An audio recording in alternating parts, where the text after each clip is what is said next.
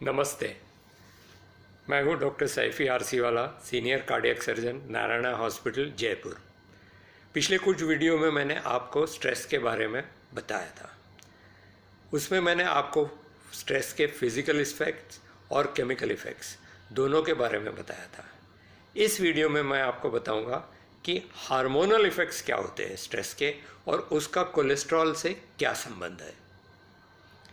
Hormonal effects में दो type के हार्मोन्स हमारे शरीर में बनते हैं जब कभी भी हमारा स्ट्रेस का सामना होता है या रोज के दिनचर्या में जो भी काम हम करते हैं उसमें दो तरीके के हार्मोन सिक्रीट होते हैं। एक होते हैं सिंपैथेटिक हार्मोन्स जो कि हमें फाइट और फ्लाइट रिस्पॉन्स में काम लगते हैं, यानी कि लड़ने के लिए या भागने के लिए, ये रिस्पॉन्स के लिए काम लगते हैं। जो आज हम कहते हैं इमोशनली उसे एंगर या फियर रिस्पॉन्स, यानी गुस्सा होना या डर लगना, ये रिस्पॉन्स में भी यही हार्मोन्स हमारे शरीर में सिक्रीट होते हैं। इन्हें कहते हैं सिंपैथेटिक रिस्पॉन्स हार्मोन। ये होते हैं एड्रेनलिन, नॉरएड्रेनलिन, डोपामिन, स्टीरॉयड्स, कॉर्टिकोस्टीरॉयड्स। ये सब हार्मोन्स हमारे शरीर में तब ज़्यादा होते हैं जब कभी भी हमें स्ट्रेस का सामना करना पड़ता है। इनके डायरेक्ट इफेक्ट होते हैं हार्ट, लंग्स और स्केलेटल मस्कुलर सिस्टम पे, यानी कि ये हमें दौड़ने में या लड़ने में काम आते हैं। दूसरे हार्मोन्स होते हैं उसे मेटाबॉलिक हार्मोन्स कहते हैं। वो हमारे शरीर में ग्लूकोज को बढ़ाते हैं और एनर्जी प्रोडक्शन बढ़ाते हैं। ये हार्मोन्स है insulin, glucagon, thyroxine, growth hormones. और इसके अलावा और कुछ हार्मोन्स है जो मैं मेंशन नहीं करता, वो माइनर हार्मोन्स है। ये क्या करते हैं, ये हमारे शरीर में ग्लूकागॉन ग्लूकोज प्रोड्यूस करता है लिवर के थ्रू से, और ये ग्लूकोज जब हमारे ब्लड में आता है ये सेल के अंदर जाने के लिए इंसुलिन यूज़ होता है जो ग्लूकोज को सेल के अंदर डालता है, और सेल ये ग्लूकोज को यूटिलाइज करके एनर्जी प्रोड्यूस करता है। जो वेस्ट प्रोडक्ट्स होते हैं एनर्जी के, वो सब हमारे ब्लड के ज़रिए लिवर और किडनी के ज़रिए ये निकल जाते हैं।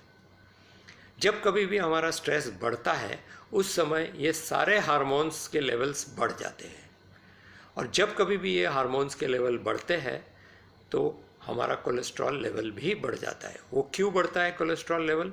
क्योंकि ये सारे हार्मोन्स है ये कोलेस्ट्रॉल से ही प्रोड्यूस होते हैं। जो भी कोलेस्ट्रॉल हमारे शरीर में होता है, जो प्रोड्यूस होता है, वो हमारे शरीर के अंदर ही रिसर्कुलेट होता है। उसे हम कहते हैं entero hepatic circulation of cholesterol, यानी कि एंटेरो यानी इंटेस्टाइन्स, आंतें हमारी, और हेपेटिक यानी लिवर।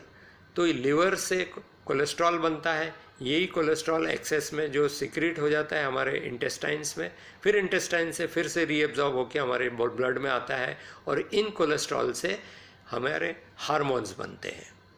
सो ये स्ट्रेस हार्मोन सारे कोलेस्ट्रॉल से बनते हैं। खाने पीने से सिर्फ 10 से 15% ही कोलेस्ट्रॉल हमारे शरीर के अंदर आता है, इसलिए खाने पीने से कोलेस्ट्रॉल नहीं बढ़ता। हम लोगों को आसानी से कह देते हैं कि चिकनाई बंद कर देना, घी बंद कर देना, ये बंद कर देना, वो बंद कर देना, लेकिन इनसे कभी भी कोलेस्ट्रॉल नहीं बढ़ता है, सिग्निफिकेंट अमाउंट में नहीं बढ़ता है। हमने एक स्टडी की थी जहां हमने रोज मरीज को 4 अंडे खिलाए, yellow as well as white, और 15 दिन के बाद इनका कोलेस्ट्रॉल नापा। इसमें कोई फर्क नहीं पड़ा, और जिन लोगों को अंडे नहीं दिए थे उनका भी कोलेस्ट्रॉल नापा, और कंपैरेटिव स्टडी में ये पाया गया कि दोनों में कोई भी स्टैटिस्टिकल डिफरेंस नहीं था, यानी कि कोलेस्ट्रॉल, खाने पीने से कोलेस्ट्रॉल नहीं बढ़ता है, बल्कि स्ट्रेस से कोलेस्ट्रॉल बढ़ता है। क्योंकि स्ट्रेस में हमें हार्मोन्स की ज़रूरत होती है, और उन हार्मोन प्रोडक्शन के लिए कोलेस्ट्रॉल की ज़रूरी है। तो ये हुई बात कोलेस्ट्रॉल की और हार्मोन्स की। स्ट्रेस में क्या रोल करता है कोलेस्ट्रॉल, और जो हमारे मन में था, जो हम सोचते थे कि खाने पीने से कोलेस्ट्रॉल बढ़ता है, वैसा कदापि होता नहीं है। तो आज का समराइज अगर करें हम तो क्या होता है, समरी में मैं ये कह सकता हूँ कि 2 प्रकार के हार्मोन्स आते हैं जब कभी भी स्ट्रेस होता है, एक सिंपैथेटिक होता है और एक मेटाबॉलिक होता है। और ये सारे हार्मोन्स को प्रोडक्शन के लिए हमें कोलेस्ट्रॉल की ज़रूरत पड़ती है, इसलिए कोलेस्ट्रॉल की मात्रा हमारे शरीर में बढ़ जाती है जब कभी भी स्ट्रेस होता है। इसके साथ मैं और एक टॉपिक जोड़ूंगा कि कुछ स्ट्रेस ऐसे होते हैं जो हमें पता ही नहीं चलता है। फिजिकल स्ट्रेस, मेंटल स्ट्रेस का तो हमें पता चल जाता है, लेकिन कुछ स्ट्रेस हमारे शरीर में ऐसे होते हैं जो हमें कभी पता ही नहीं चलता है कि वो स्ट्रेसफुल है। एग्जाम्पल्स देता हूँ। एक है सबसे बड़ा इन्फेक्शन। जब कभी भी हमारे शरीर में इन्फेक्शन लगता है वो एक स्ट्रेस का कारण होता है। बैक्टीरियल इन्फेक्शन हो, वायरल इन्फेक्शन हो और कोई भी तरीके का इन्फेक्शन हो, वो हमारे शरीर में स्ट्रेस ज़रूर पैदा करता है। अभी हम देख ही रहे हैं, कोविड इन्फेक्शन हमारे शरीर में स्ट्रेस पैदा करता है और हमारे आर्टरीज़ को डैमेज करता है। आर्टरीज़ को डैमेज करने के बाद उसके अंदर क्लॉट्स हो जाते हैं। ये कैसे होते हैं ये मैं अगले वीडियो में आपको बताऊंगा। सो पहला हो गया इन्फेक्शन। दूसरा हो गया किसी भी टाइप की सर्जरी हो, वो भी एक स्ट्रेस है हमारे बॉडी पे। कोई भी सर्जरी हम करते हैं, एनेस्थीसिया देते हैं, भूल देते हैं, ये भी एक स्ट्रेस है। इसके अलावा हम जो कुछ भी खाना खाते हैं उसके अंदर जो भी केमिकल्स मिक्स होते हैं वो बॉडी को डील करना पड़ता है उन केमिकल से। जैसे कि एडल्ट्रेटेड फूड रहा है जिसमें जो खाने में मिलावट है, वो जो केमिकल्स मिलाते हैं वो हमारे शरीर को एक्स्ट्रा काम करना पड़ता है उस केमिकल्स को हटाने के लिए।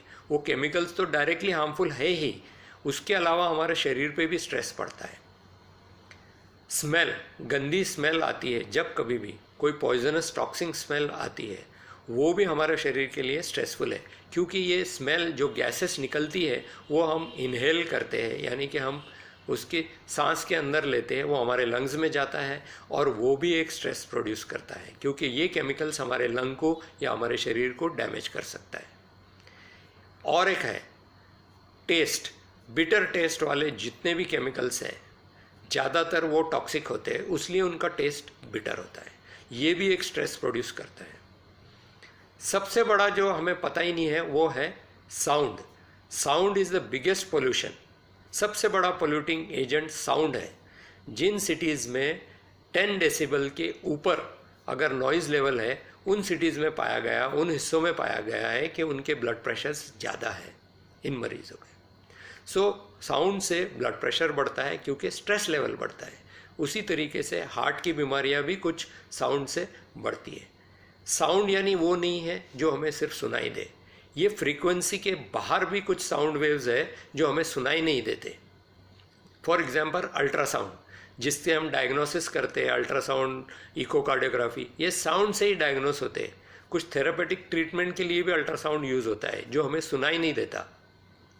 लेकिन अगर ये फ्रीक्वेंसी उस तरीके की हो साउंड की जो हमारे बॉडी को डैमेज करती है, लेकिन हमें पता नहीं चलता, वो स्ट्रेसफुल ज़रूर होती है लेकिन हमें पता नहीं चलता। सुपरसोनिक, ये बहुत ज़्यादा है, जो साउंड से ज़्यादा तेज़ ट्रैवल करता है, सुपरसोनिक इसीलिए कहते हैं।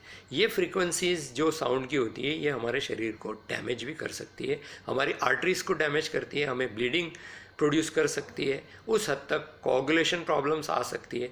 तो साउंड एक बहुत बड़ा पोल्यूटिंग फैक्टर है जो हमें स्ट्रेस प्रोड्यूस करता है। तो सारे चीज़ें जो हमें पता नहीं है कि हमारे बॉडी को स्ट्रेस करती है, वो मैंने आपको इस वीडियो द्वारा बताया। सो ये चीज़ें समराइज अगर मैं करूँ तो आता है infection, surgery, anaesthesia, bad smell, sound यानी कि नॉइज़ लेवल्स, और जो कुछ भी हम एडल्ट्रेटेड केमिकल्स खाते हैं वो पानी में हो सकता है। पीने के पानी में इन्फेक्शंस होते हैं, केमिकल्स होते हैं जो हम लेते हैं जो हमें पता नहीं है, लेकिन वो स्ट्रेस का बहुत बड़ा कारण है। तो इसी के साथ मैं आज का वीडियो समाप्त करता हूँ और आप सबको मैं प्रार्थना करता हूँ कि आप सेफ रहे, सुरक्षित रहे, स्वस्थ रहे। इसी के साथ धन्यवाद। जय हिंद।